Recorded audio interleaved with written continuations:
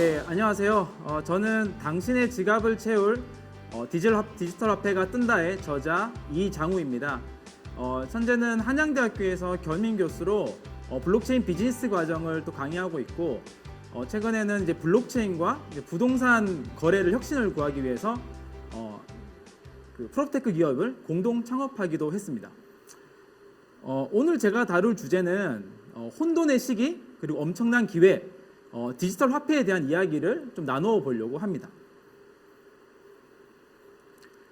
1년 전 이맘때였습니다. 이제 코로나가 전 세계를 뒤엎기 시작한 때죠. 지난 한 해 우리의 삶을 되게 많이 바꿔놨습니다. 어떻게 보면 이제 오프라인에서 하는 활동들보다 디지털 세계에서 만나는 활동들이 더 익숙해지기도 한 거죠. 지금 제가 여기서 강의를 한 이 모습도 어떻게 보면 그 일환의 하나라고 볼 수 있을 것 같습니다. 제 자녀가 있는데요. 제 자녀는 지난 한 해 동안 그 학교를 거의 안 갔어요. 그리고 오히려 집에서 가상 세계에서, 가상 게임에서 가상 게임에서의 친구들을 더 많이 사귀기도 한 거죠. 사실 이뿐만이 아닙니다. 코스닥이나 나스닥이나 주식 시장이 연일 최고가를 이렇게 넘기고 있고, 그리고 부동산 시장도 연일 끝이 없이 오르고 있습니다. 그리고 덩달아서 비트코인의 가격도 하늘 높은 줄 모르고 올라가고 있습니다. 이미 작년 동기간에 대비해서 5배가 넘는 가격을 올라가고 있습니다. 우리는 이 현상을 어떻게 바라봐야 될까요? 작년에 세계 경제는 코로나로 인해서 패닉에 빠졌습니다. 그래서 세계 각국에서는 유동성을 굉장히 많이 공급을 했습니다. 그 결과 화폐 가치는 떨어지고 자산 가격의 상승을 불러오게 된 거죠. 그래서 전 세계는 가치 저장의 수단을 무엇인지에 대해서 더 주목을 하게 됐습니다. 지금 보시는 표는 참 의미 있는 두 가지의 차트입니다. 미국의 금리 추이와 그리고 미국 중앙은행의 연준 대차 대조표입니다. 2018년도에 2% 초반대까지 올라갔던 금리는 사실상 제로 금리에 가깝게 지금 떨어졌고요. 그리고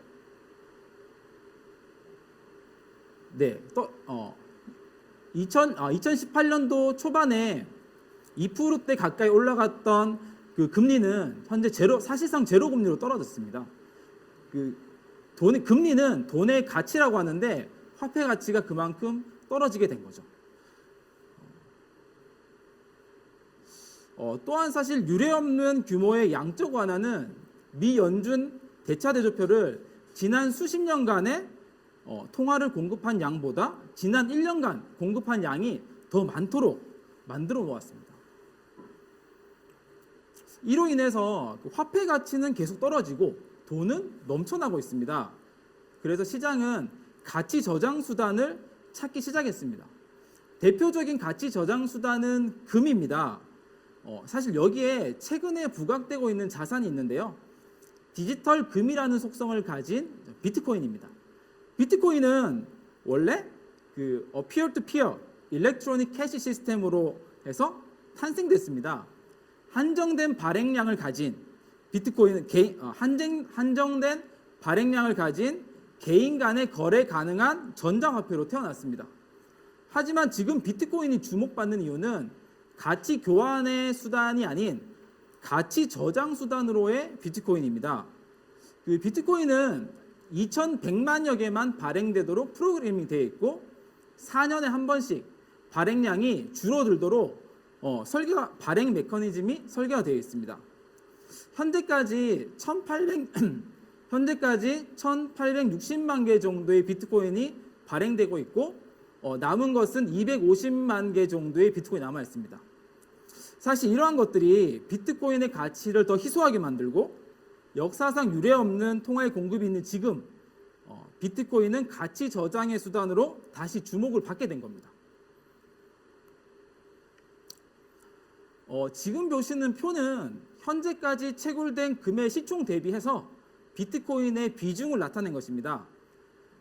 금의 전체 시가총액 대비해서 작년에 1%에 불과했던 비트코인의 비중이 지금 2021년도 2월 어느새 7.7%까지 상승을 했습니다.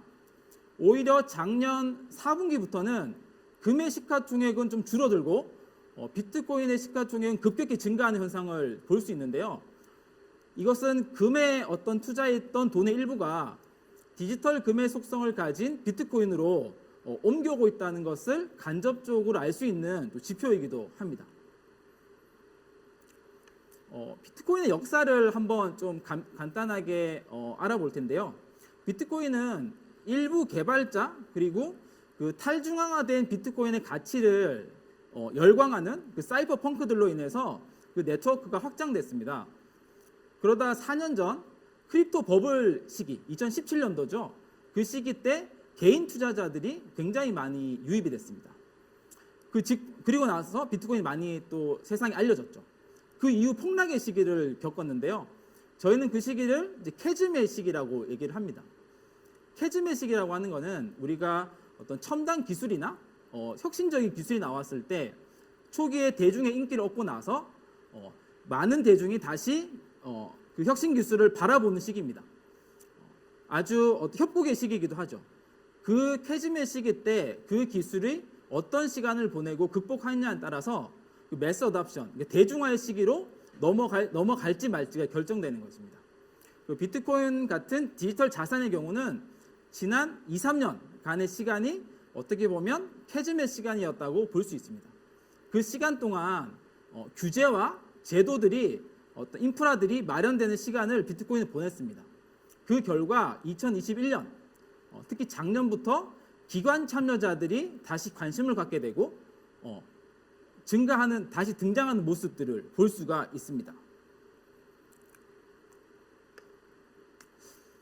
먼저 그 디지털 자산 업계의 방향성이 앞으로 어떤 흐름으로 갈 것인지에 대해서 한번 짚어보고 넘어가면 좋을 것 같습니다. 먼저 첫 번째는 가상자산 규제의 도입화가 가속화될 겁니다. 우리나라 같은 경우는 내년 1월 1일부터 가상자산 소득에 대해서 세금을 징수하게 됩니다. 그리고 국제자금세탁방지기구의 어떤 가이드라인에 따라서 특금법이 개정이 되었고 그것으로 인해서 무분별하게 들어서고 있던 암호화폐 거래소들이 이제는 일정한 요건을 갖추어야지만 운영할 수 있는 투자 환경도 마련이 되었습니다. 그 세계 각국에서의 이러한 규제들은 단기적으로는 어떤 제약으로 볼 수도 있지만 장기적으로는 건전한 자산 시장을 만들어가는데 반드시 필요한 과정 그리고 참여자가 더 늘어날 수 있는 기틀을 마련할 것입니다. 두 번째 단계는 그 지속적인 기관 투자가 증가하고 있다는 것인데요. 그 글로벌에서 가장 빠르게 자산 운용 금액이 증가하는 회사가 있습니다. 2013년도에 설립을 해서 매년 연평균 100%에 가까운 자산 운용 금액이 성장한 기업인데요. 그레이스케일이라는 기업입니다. 자산 운용사죠. 네, 그레이스케일은 암호화폐 신탁 펀드를 운영하는 기업입니다.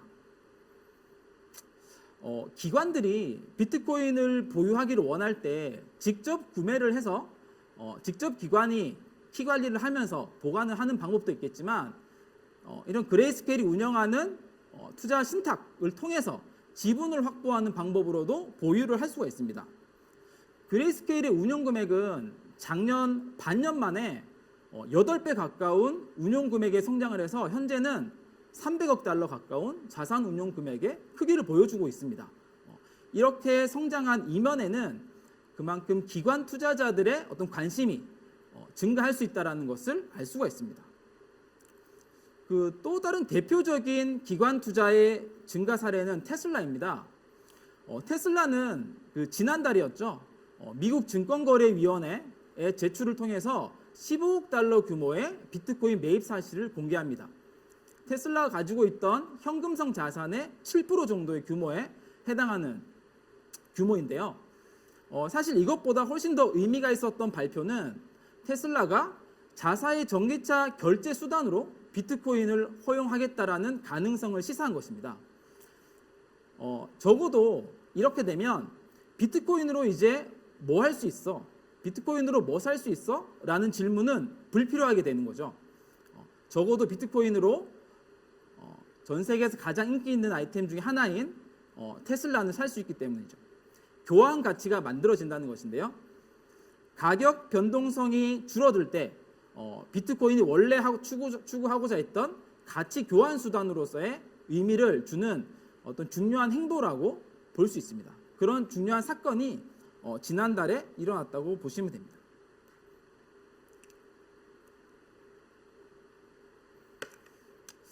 이어서 전통은행의 가상자산 사업의 진출인데요. 국내 최초로 국민은행이 그 블록체인 전문 기업들과 함께 가상자산 전문 기업을 설립했습니다. 국내에선 최초고요. 국민은행은 그 암호화폐 수탁 비즈니스를 그 기업을 통해서 하게 될 텐데요. 암호화폐 수탁, 그러니까 암호화폐를 보관해주는 비즈니스입니다. 이 수탁 비즈니스는 이 산업의 아주 시작점이기도 합니다. 안전하게 보관될 수 있는 비즈니스가 나와야지 그 이후의 비즈니스들이 많이 만들어질 수 있는 거죠. 지난달에는 미국의 가장 오래된 은행 중에 하나인 그 멜론 은행에서 글로벌 은행 최초로 비트코인을 취급하겠다는 발표를 했습니다. 가상화폐를 보유하고 이전하고 발행한 업무까지 할 예정이라고 합니다. 가장 오래된 은행인 만큼 굉장히 보수적인 은행이기도 한데요. 이런 은행에서 이러한 발표를 한 것이 시장에는 굉장히 상징성 있는 것으로 다가오고 있습니다. 안전한 수탁 서비스가 자리를 잡는다면 아마도 그 뒤에는 비트코인과 다른 가상자산 관련한 금융상품이 출시될 것으로 예상할 수가 있습니다. 가장 대표적으로는 ETF입니다. 그 수년째 미국에서는 비트코인 ETF를 신청하고 있지만 계속 이제 실패하고 있습니다. 어떤 가격 변동성과 어떤 거래 규모의 크기가 여전히 좀 작기 때문이거든요. 그런데 지난달에 이제 캐나다에서 비트코인 ETF 상장 승인에 대한 신청이 승인되었습니다. 캐나다가 또 작은 국가가 또 아닌 만큼 이 자체만으로도 굉장히 중요한 사건이고, 사실 더 나아가서는 미국에서 비트코인 ETF가 승인된다면 개인이나 기관 투자자들이 훨씬 더 비트코인에 대한 자산의 접근성이 좋아질 것이기 때문에 또 다른 이 가상자산 시장의 국면으로 맞이할 수 있을 거라고 생각을 합니다.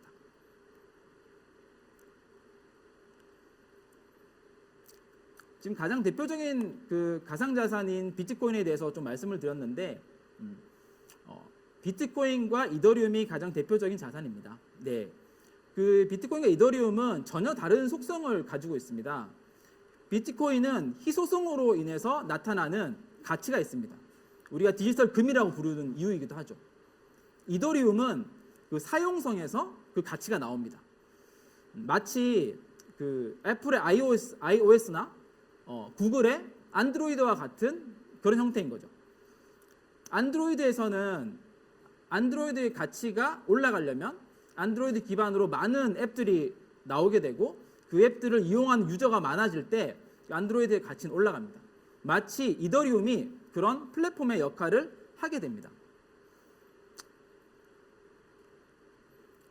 지금 보시는 차트는 이더리움의 활성화된 주소를 보여주는 차트입니다.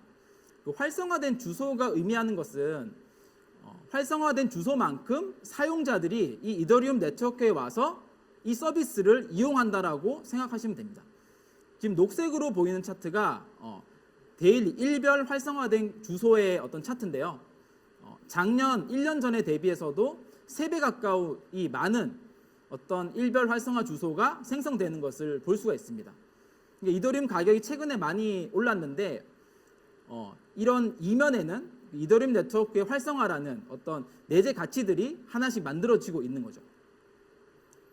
지금 보시는 차트는 이더리움 네트워크에서 발생하는 수수료 총액에 대한 차트입니다. 지금 수수료 총액이 녹색 그래프로 표시가 되고 있는데요. 이 수수료 총액이 높다는 것은 그만큼 이 이더리움 네트워크에서 사용자들이 많은 거래를 하고 있다라고 이해를 하시면 좋을 것 같습니다. 그 크립토 버블이 있었던 지난 3년 전에 대비해서도 지금 월등히 많은 수수료가 지금 나오고 있는 걸 볼 수 있고요. 이 차트로 이더리움 네트워크가 수수료에 너무 비싸다라고 볼 수도 있지만 또 한편으로는 그만큼 많은 사용자들이 이더리움 네트워크를 이용해서 서비스를 만들어내고 있다라고 이해를 해도 좋은 차트가 되겠습니다. 자, 그렇다면 이러한 이더리움 블록체인은 앞으로도 계속 성장할 것인가? 라는 질문을 할 수 있는데요. 저는 여기서 이더리움이 앞으로도 더 좋은 가치로 성장할 수 있는 한 3가지 이유를 좀 정리를 해봤습니다. 첫 번째는 디파이라 불리는 탈중앙화 금융 서비스입니다. 두 번째는 NFT라고 불리는 디지털 수집품, 그 한정판 시장입니다. 그 세 번째는 가치가 안정화된 토큰, 스테이블 코인 시장입니다. 결국은 이 플랫폼이 있을 때 이 플랫폼을 많이 사용해줄 어떤 섹터, 그 시장이 잘 만들어져야지만 그 플랫폼도 성장할 수 있는데요. 지금 보여드리는 이 3가지 시장이 앞으로 강력한 이더리움의 성장 동력이 될 것으로 보고 있습니다. 첫 번째로 이더리움 블록체인이 계속 성장할 거라고 예상하는 첫 번째 이유는 그 디파이 서비스부터 간략히 짚고 넘어가 보겠습니다. 탈중앙화 금융, 너무 넓은 개념이잖아요. 네, 이것을 조금 더 세부적으로 표현을 하면 블록체인 기술을 활용한 스마트 계약을 활용해서 나온 탈중앙화 금융 서비스라고 보시면 됩니다. 그런데 스마트 계약이라고 하는 것은 법정 화폐, 우리가 말하는 원화나 달러로 바로 이용할 수 있는 것이 아니거든요. 그렇기 때문에 가상자산, 이더리움과 같은 가상자산이 사용됩니다. 그래서 조금 더 정확한 표현으로는 블록체인 기반의 스마트 계약을 활용한 가상자산을 이용하고 그런 탈중앙화 금융 서비스를 디파이라고 부릅니다. 굉장히 어렵죠. 그래서 잠시 도식화된 화면으로 보면 이렇게 표현할 수가 있습니다. 그림이 비슷해서 분간이 안 갈 수도 있는데 이 전통금융 서비스와 디파이 서비스의 가장 큰 차이점은 전통금융 서비스는 우리가 은행이나 증권사와 같은 회사를 지칭을 하는데요. 중앙화된 어떤 시스템으로 움직입니다. 그리고 우리가 이더리움과 같은 가상자산으로 주식이나 은행에 넣을 수 있는 건 아니잖아요. 그 주된 통화는 법정화폐로 이루어집니다. 반면에 디파이 서비스 같은 경우는 이 서비스가 탈중앙화된 스마트 계약으로 운영이 되고 그것을 이용한 통화 자체는 이더리움과 비트코인과 같은 가상자산을 이용해서 이루어지게 되는 게 가장 큰 차이라고 볼 수 있습니다. 지금 보시는 이 차트는 이 디파이 서비스의 예치된 자산 규모의 어떤 성장을 표시한 차트입니다. 이 예치된 자산 규모의 변화를 보면 이 섹터가 얼마나 빠르게 성장하고 있는지를 알 수 있는데요. 지난 1년 전이죠. 1년 전에 이 디파이의 예치된 자산이 1 빌리언, 1조 달러 남짓했던 것이 불과 1년 뒤인 지금 거의 40배가 오른 40 빌리언, 거의 40조가 넘는 금액의 예치 자산들이 모였습니다. 굉장히 빠르게 성장하고 있는 섹터라고 볼 수가 있는 거죠. 자, 그렇다면 다시 돌아와서 디파이 서비스의 성장이 어떻게 이더리움 플랫폼의 성장이랑 연결될 수 있냐, 어떻게 그걸 논할 수 있냐라고 물어보신다면 대부분의 디파이 서비스들, 지금 주요 디파이 서비스 10개의 서비스를 이제 표로 보여드리고 있는데요. 대부분의 디파이 서비스들은 이더리움 네트워크를 활용하고 있습니다. 이 얘기는 디파이 서비스의 예치 자산이 많아지고 많이 활성화될수록 이더리움 네트워크를 쓰는 거래부터 플랫폼 활용도가 높아진다라는 거죠. 그로 인해서 이더리움의 가치가 올라갈 수 있을 거라고 보고 있는 겁니다. 이더리움 블록체인이 계속 성장할 거라고 예상하는 두 번째 이유는 NFT입니다. NFT는 non-fungible 토큰, 그러니까 대체 불가능한 토큰 이렇게 표현을 하는데요. 사실 좀 표현이 좀 어렵죠. 그럼 이 반대는 뭐냐면 fungible 토큰, 대체 가능한 토큰이 됩니다. 우리가 알고 있는 비트코인이나 이더리움 같은 경우가 대체 가능한 토큰이죠. 예를 들어 미국에 있는 1비트코인과 한국에 있는 1비트코인은 같은 비트코인입니다. 서로 교환을 해도 같은 가치를 띠게 되는 거죠. 대체 가능한 토큰이라고 부릅니다. 반면에 NFT는 그 토큰 하나하나의 고유한 특성이 있기 때문에 서로 교환이 되는 가치가 없습니다. 하나하나가 고유한 특성을 가지고 있습니다. 그렇기 때문에 게임 아이템이나 미술품을 토큰화할 때 주로 사용을 하곤 합니다. 최근에 굉장히 의미 있는 거래가 있었는데요. NFT 하나가 150만 불, 우리 돈으로 17억 상당의 거래로 이루어졌다는 사실입니다. 이거는 블록체인 게임을 떠나서 게임 아이템 역사상 단일 거래로는 가장 큰 NFT의 거래가 있었던 겁니다. 이게 가능한 이유는 디지털 오너십이라는 어떤 이 자산에 대한 소유권이 나한테 있다라는 하나의 그 특성 때문인데요. 자, NFT 디지털 오너십, 표현은 되게 어렵게 보이지만 이렇게 생각하면 어떨까요? 리니지에서 가장 비싼 아이템은 집행검이라는 아이템입니다. 제가 좀 찾아보니까 실제 거래가 억대 단위로 거래가 되는 것 같습니다. 그만큼 저 아이템을 하나 갖기는 어려운 거죠. 저 집행검이라는 아이템을 제가 NFT로 발행을 해서 저의 디지털 지갑에 보유를 한다면 그 NFT를 담보로 해서 저희는 다른 가상자산, 비트코인과 같은 가상자산을 대출을 할 수가 있습니다. 그렇게 가상경제, 가상세계에서의 경제활동들이 만들어지는 거죠. 그런데 NFT가 아니라면, 우리가 기존 알고 있던 게임 아이템이라면 그것은 제 소유가 아닙니다. 그냥 게임 회사에서 주는 하나의 데이터일 뿐인 거죠. 게임 회사가 해킹을 당하거나 어떤 그들의 문제가 생긴다면 언제 어떻게든지 그 아이템은, 저한테 표시되어 있던 그 게임 아이템은 없어질 수 있는 거죠. 그런 특성을 NFT가 가지고 있습니다. 그래서 디파이 시장 이후에 NFT의 시장이 굉장히 커질 것이라고 예측을 하고 있습니다. 그 주된 시장은 게임 아이템, 또 미술품과 같은 어떤 희귀한 아이템들 주로 활용될 거라 보고, 이 NFT 역시 대부분의 NFT는 이더리움이라는 네트워크, 이더리움 플랫폼 안에서 발행이 됩니다. 그래서 NFT 시장이 성장한다는 것은 이더리움 블록체인의 성장과도 밀접한 관계가 있다고 볼 수 있습니다. 다음으로는 스테이블 코인입니다. 스테이블 코인은 가치가 안정화된 토큰이라고 우리가 부릅니다. 좀 어려울 수 있죠, 이 표현도. 우리가 비트코인이나 이더리움 같은 경우는 가격 변동성이 굉장히 큽니다. 그래서 실제 어떤 서비스에 사용을 하려면 많은 고민이 필요합니다. 내일 가격이 오를 수도 있고 떨어질 수도 있기 때문이죠.